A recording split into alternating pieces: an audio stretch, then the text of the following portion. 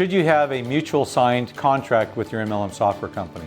Hi, I'm Robert Proctor, and for the last 20 years, I've been involved in the launch of over 1,000 network marketing companies. Today, only 10% of those companies are still in business. 90% failed. I want to give you some tips and tools to avoid being part of that 90% and hopefully to be part of that 10% of success. So this is a question that I'm asked many times is, do we have a contract?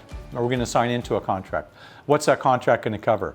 It's really important in this industry, in any relationship, that you have mutual understood expectations, that there's accountability on both sides. What are things that you should look for in a contract with an MLM software company? One, do you own the data or do they own the data? If you're going to get out of the contract, look for that divorce clause. Are they going to charge you to get your data?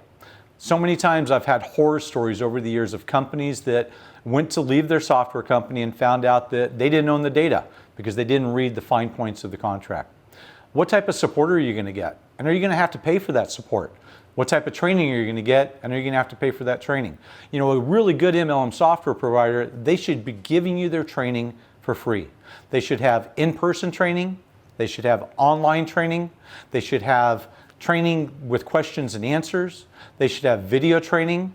What type of support are you going to get? Are you going to only be able to send an email or submit a ticket to a help desk?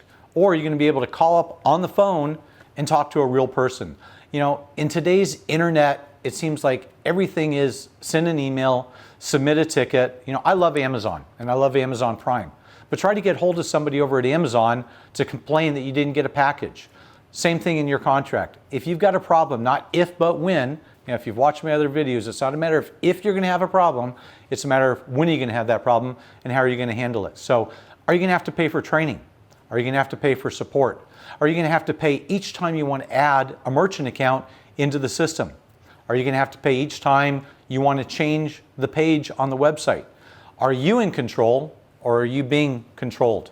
Because contracts are not mutually exclusive. Sometimes contracts are created to control you, and sometimes they're created for the benefit of the company. You want to look for something in a contract that's going to make sure that your expectations are covered. If you can afford it, I'd suggest you have an attorney take a look at the contract. I know they're expensive, but it's not when you may have to break that contract, it's if you may have to break that contract and how are you going to get out of it.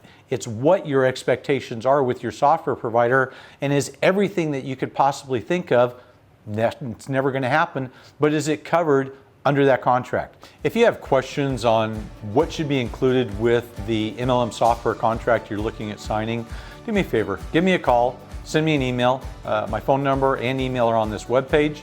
And if you got value from this episode, like it, share it, let others know. Have a great day, and we'll see you on the next episode.